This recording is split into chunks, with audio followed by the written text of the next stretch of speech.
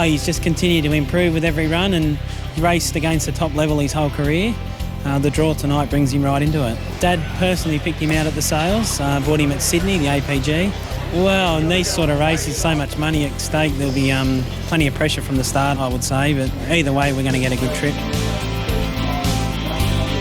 A little horse such as him to have 5 starts for 4 wins and to win his heat and then hang on in his semi-final when he was under pressure and get through to a race of 322,000 with a horse that's barely 14 hands, so it's a great thrill. It would have been better had we drawn perhaps 2 in the Storm Inside 4 and we could have found the fence and taken its back.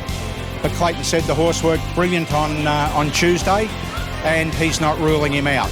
Yeah, an owner bought him. He's been a good owner over the last 6 or 7 years. Depends what happens early. I would have liked to have drawn in a little bit closer, but yeah, we'll need a bit of luck. He's a lovely horse, and whatever he's done, he's just improved every run. I liked him at the yearling sales, and me and Emma picked him out. The prep's been good. He had a trip away and went to Sydney and sort of seasoned him up a little bit. You just don't want to be overconfident in a race like that because, you know, they're all nice horses and... But, you know, we've got the barrier draw and I wouldn't swap him for any others. The process to get in was pretty easy because we all came here last year to the APG sales just looking for a horse to have a little bit of fun with. We bought a 50% share in the Storm Inside, and this is my first horse that's actually started. The camaraderie around the group has been really good. Emma and Clayton have been a very, very big conduit to that because they know all the owners. You know, we didn't know anybody when we started off, and now we're sort of best of mates, and every time we get to the races, we're just happy and great to be around everybody else. He's drawn pretty good tonight, drawn in 8, so he'll be following along the fence. The favourite's going to be really hard to beat. Their runs last week were really good. You know, if he gets a bit of luck, I'm not saying that he can't run a place. He's drawn a little bit awkward. He's not blessed with brilliant gate speed, but if they run along like they normally do in these finals, big races, you know, he'll be getting home into it late. He came out of the Sydney sale. He was a purchase, 50,000. The APG field has a history of producing outstanding horses.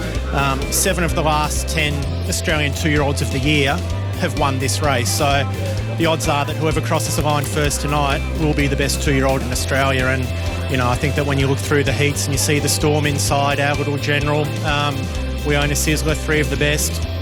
There's been a number of horses here which you can see are going to have some pretty big careers.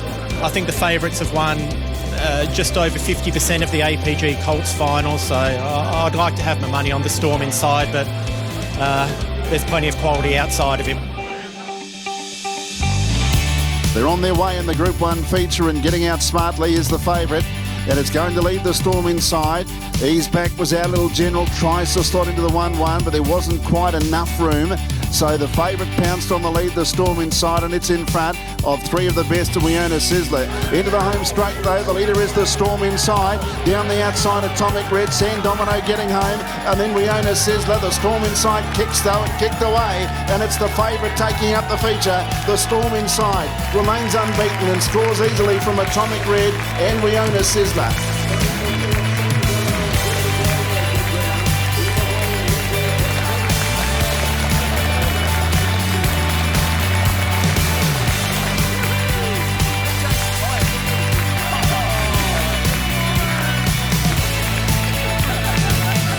We thought he'd have the speed to lead, and you know, he's such a genuine racehorse that he sort of relaxes and does his own thing, so you know, it sort of worked to plan. It's more of a relief than anything, but you know, they've been just as excited as us this week, and you know, they're a great bunch of owners. Some of them have been with us for a long time and some are just new, so you know, it's a great group and I'm really happy for them.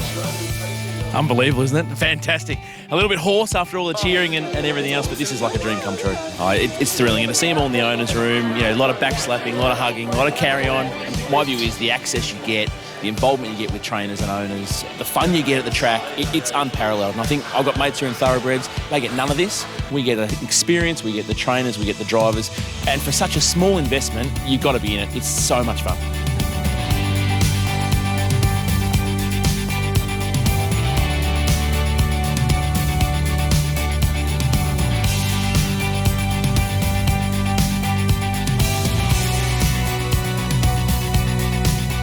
The night really couldn't have been scripted better. They each put about $2,500 in to buy the horse. It's not a big investment when you split it amongst the owners like that. They got a great ride the whole way. I think they were probably pretty happy about 50 metres out from home.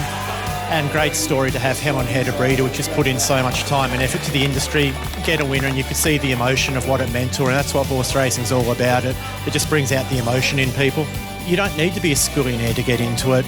There's so many horses which sell in that sort of up to $50,000 price range. Spread it out amongst a few mates, and yeah, fun times ahead.